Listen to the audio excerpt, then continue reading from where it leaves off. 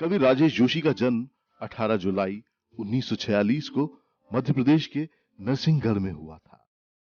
उनके प्रकाशित कविता संग्रह हैं समर गाथा, एक दिन बोलेंगे पेड़, मिट्टी का चेहरा, नेपथ्य में हंसी, दो पंक्तियों के बीच, चांद की वर्तनी और जिद।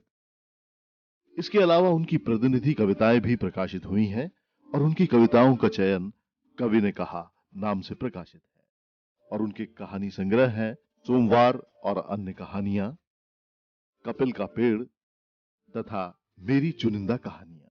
उनका आलोचना कर्म एक कवि की नोटबुक और एक कवि की दूसरी नोटबुक समकालीनता और साहित्य नाम से प्रकाशित भी हुआ है। रंगमंच के लिए भी उनका योगदान महत्वपूर्ण है। उनका औपन्यासिक आख्यान किस्सा कोताह भी प्रकाशित हो चुका है। भूमिका ये कल्पतरु नाम से भर्तृहरि की कुछ कविताओं की अनुरचना और मायकोस्की की कविताओं का अनुवाद पतलून पहना बादल भी उन्होंने किया है। दो पंक्तियों के बीच के लिए 2002 के साहित्य अकादमी पुरस्कार के साथ ही निराला स्मृति सम्मान, श्रीकांत वर्मा स्मृति सम्मान, माखनलाल चतुर्वेदी पुरस्कार, शिखर सम्मान, पहल सम्मान, शमशेर सम्मान, मुकुट बिहारी सरोज सम्मान तथा शशिभूषण स्मृति नाट्य सम्मान आदि से उन्हें नवाजा गया है।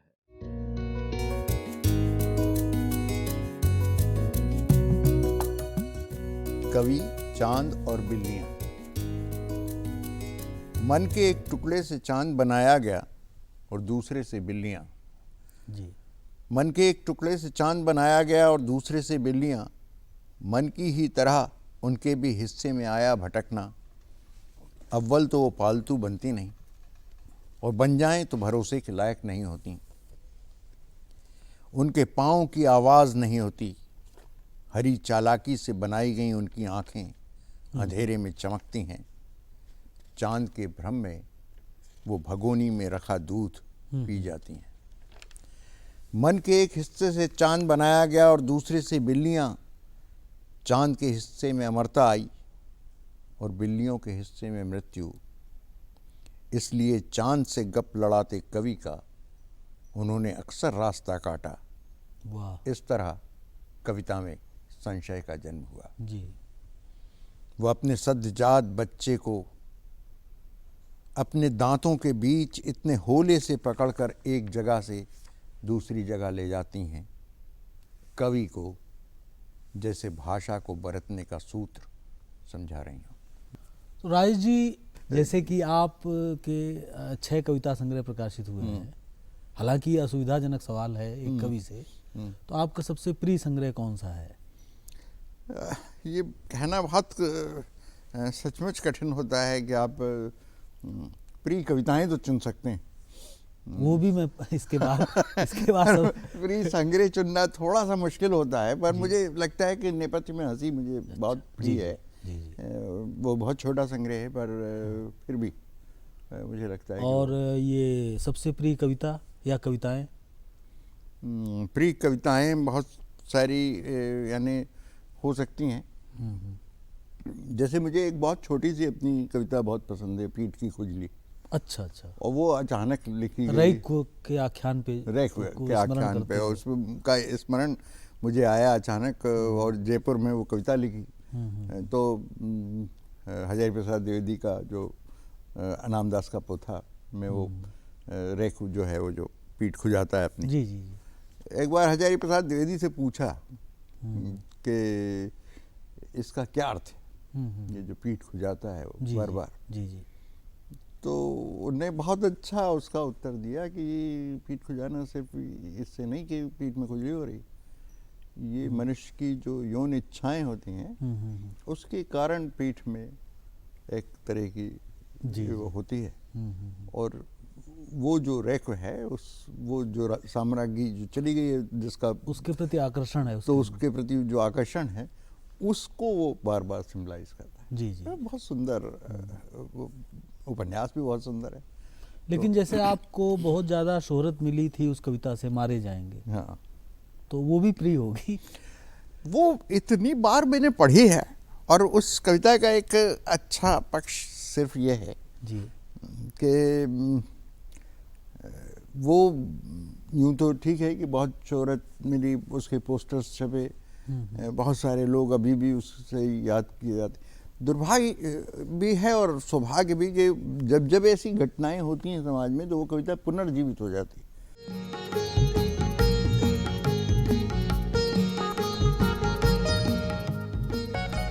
जैसे आपका सबसे प्रिय कवि, जैसे मैं ये भी असुविधाजनक सवालों की श्रृंखला है कि सबसे प्रिय कवि आपके कौन है? निराला। और जीवित कवियों में हिंदी के जो इस समय आपके समकालीन हैं? समकालीनों में तो बहुत सारे होते हैं, इसलिए नहीं, अगर एक नाम लेने की व्यवस्था हो।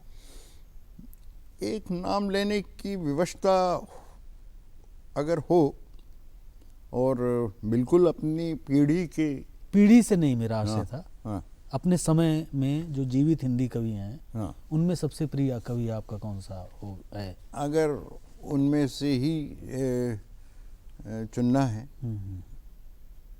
तो मैं कहूँगा कि हालांकि बहुत हद तक इसे मैं ठीक नहीं कह सकता, पर दो नाम भी ले सकते हैं।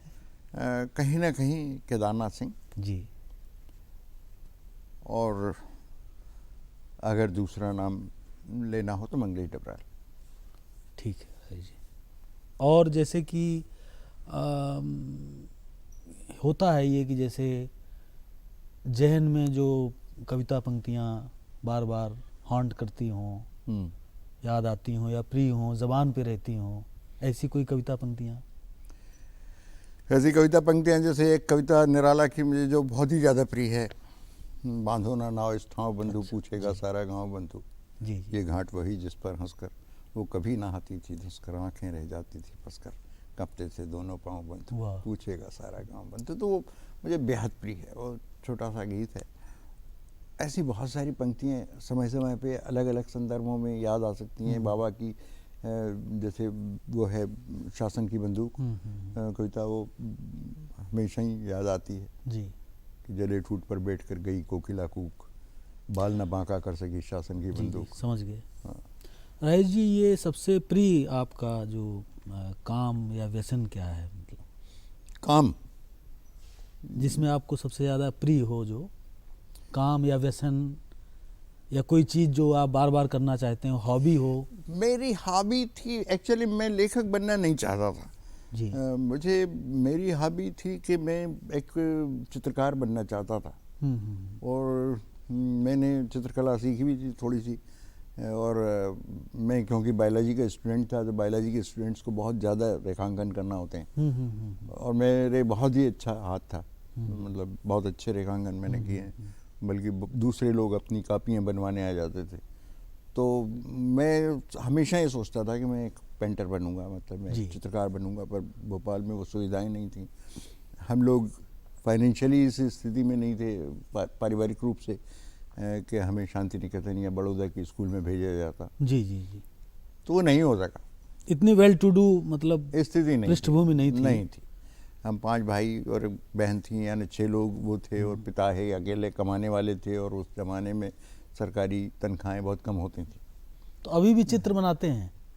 अब मैं वो शो किया कुछ रेखांकन करता रहता हूँ जब भी मूड आता है। जी जी। तो वो करता हूँ, पर ऐसा जिस ढंग से चित्र बनाना चाहिए, जिस ढंग से एक पेंटर को काम करना चाहिए, वो नहीं होता। और वो मेरी एक ऐसी इच्छा रही जो हमेशा मेरे मन में कुलबुलाती अभी भी। और जैसे राजेश जी, गुण होते हैं, क्वालिटीज़ होती हैं मनुष्य की। हालांकि मनुष्य या कविता दोनों ही बहुत सारे गुणों का संश्लेष होता है, जिससे वो संभव होता है, लेकिन सबसे प्रिय आपका मानवीय गुण, मानवीय विशेषता जो सबसे प्रिय हो आपको? मुझे लगता है हमेशा जो चीज़ अनिवार्यता एक मनुष्य में होनी चाहिए, जैसे आप कहते हैं ना कि हत्यारे में सबसे पहले मरती है कविता की सबसे जरूरी पंक्ति।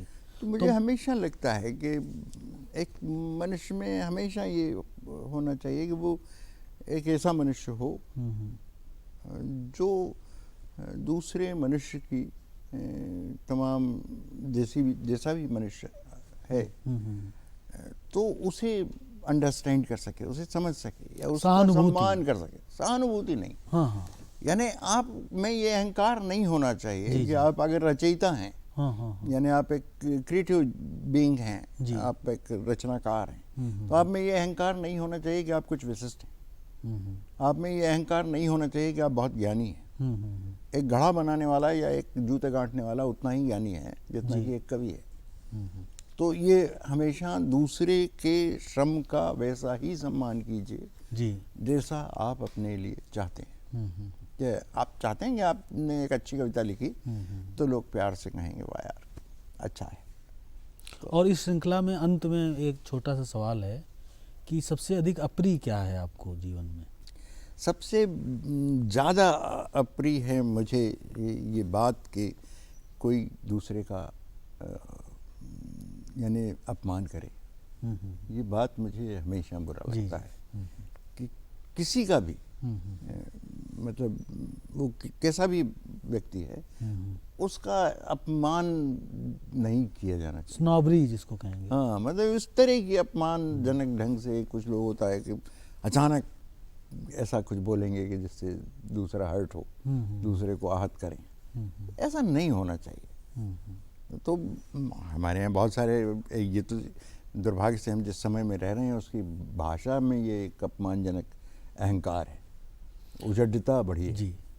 तो ये नहीं होना चाहिए मुझे लगता है। एक तरह की हिंसा बढ़ी है समाज में, हिंसा बढ़ी है एक दूसरे के प्रति, और वो अजीब अजीब स्तर पे यानी भाषा में तक हिंसा आ जाए, ये बहुत बुरा है और उससे दूसरा आहत होता है।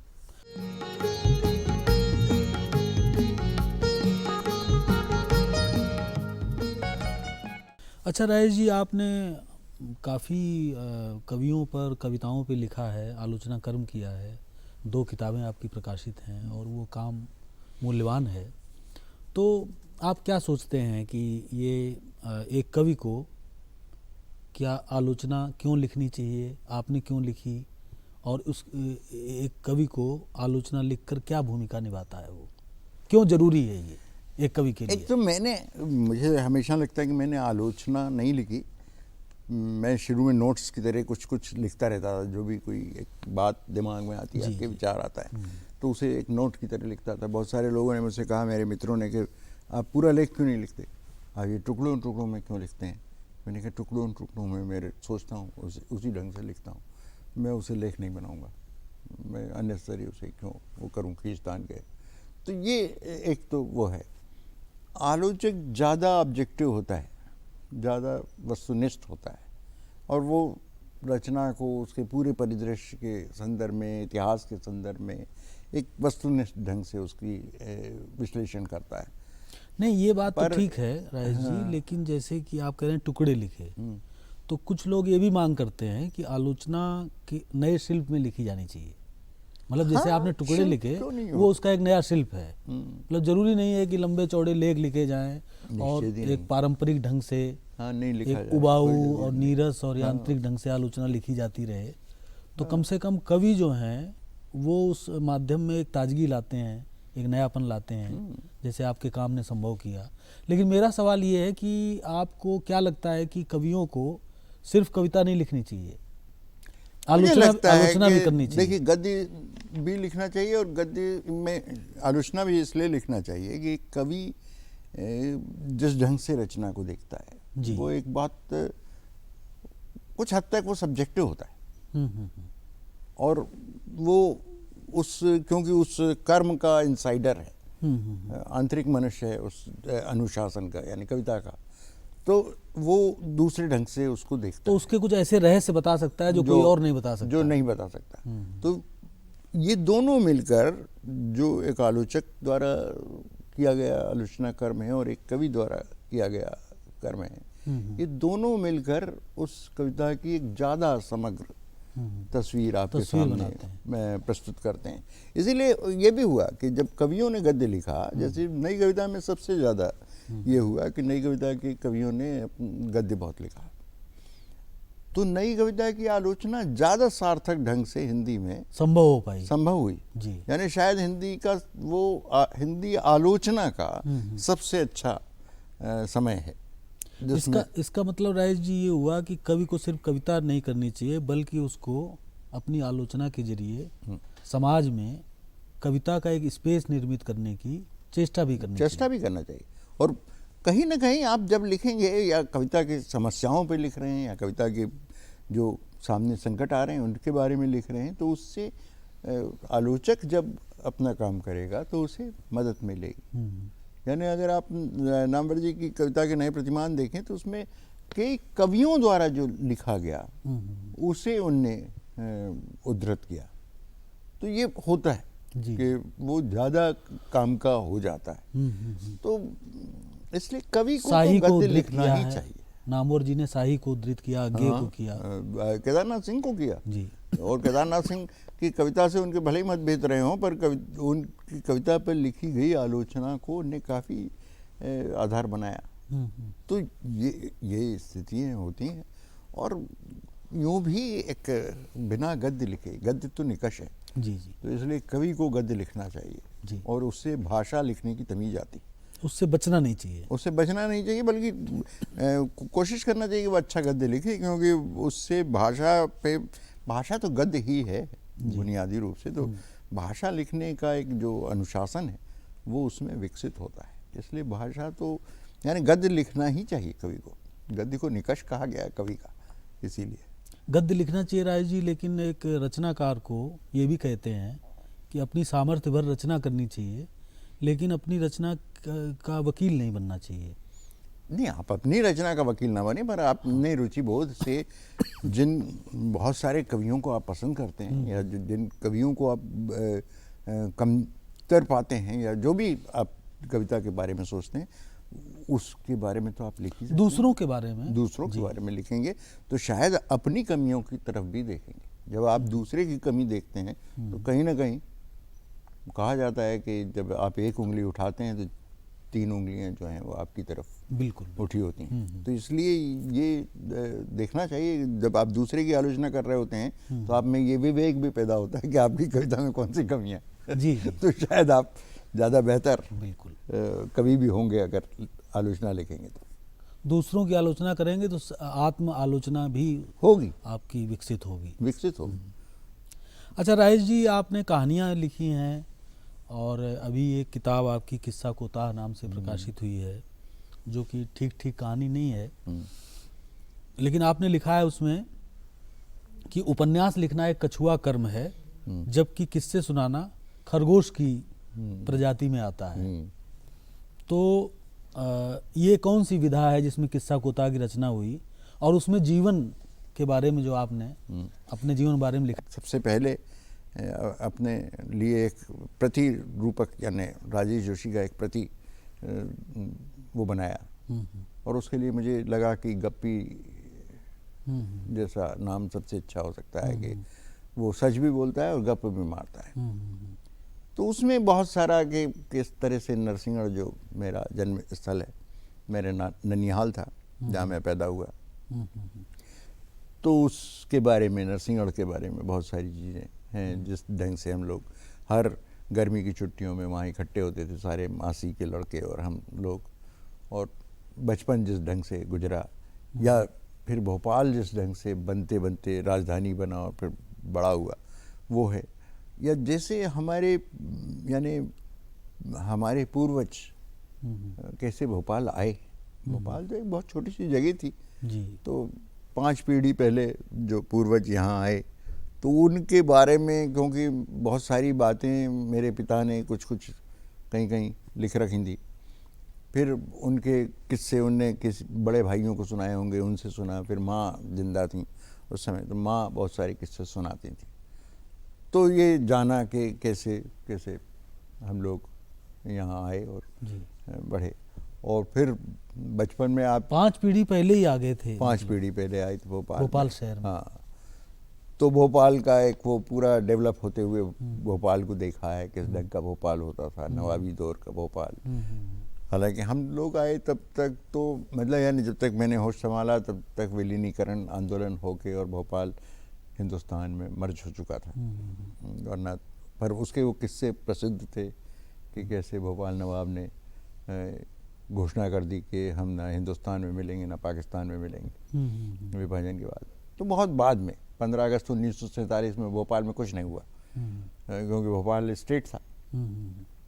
वो तो 49 में जाके जब विलीनीकरण आंदोलन हो गया और भोपाल मर्ज कर दिया गया, तो उसके बाद भोपाल स्टेट मर्ज हुई। तो वो सारे किस्से हैं उसमें। और फिर अपना बचपन कैसे बीता, कैसे वो विकसित हुआ, क्योंकि बहुत साल तक मैं सबसे छोटा था घर में। मेरे 9 साल बाद मेरे से छोटा भाई पैदा हुआ। पर मेरे जो बड़े भाई हैं जितने, उनमें और सब में 2-2, 2.5 साल का अंतर है।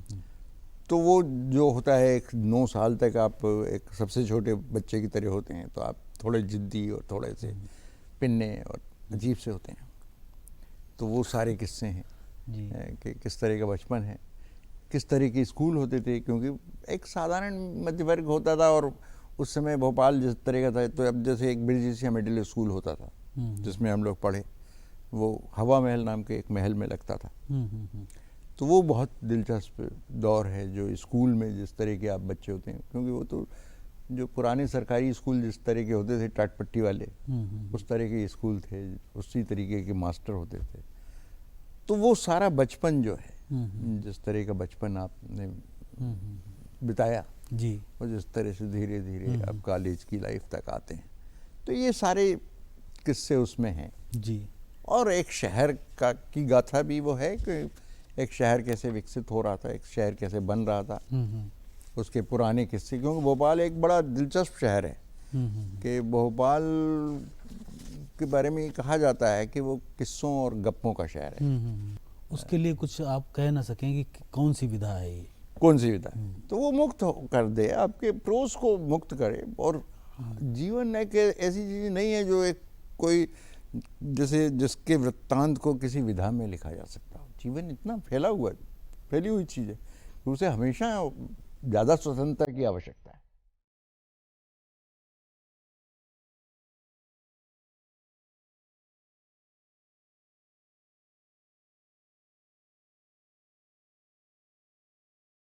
राजेश जोशी की कविता की मुख्य विशेषता हमारे समय के साधारण मनुष्य के साथ हो रहे अन्याय की पीड़ा से आविष्ट कविमन है। उस पीड़ा के लिए जो शक्तियां जिम्मेदार हैं, उन शक्तियों का बहुत ही प्रखर प्रतिकार वे अपनी कविता में करते हैं। गहन पीड़ा से उपजा यह आक्रोश कविता को बहुत सुंदर और मूल्यवान बनाता है। और इस तरह से राजेश जोशी ने अपनी कविता के माध्यम से जो अवदान संभव किया है, उसको देखकर निराला की पंक्तियां याद आती हैं।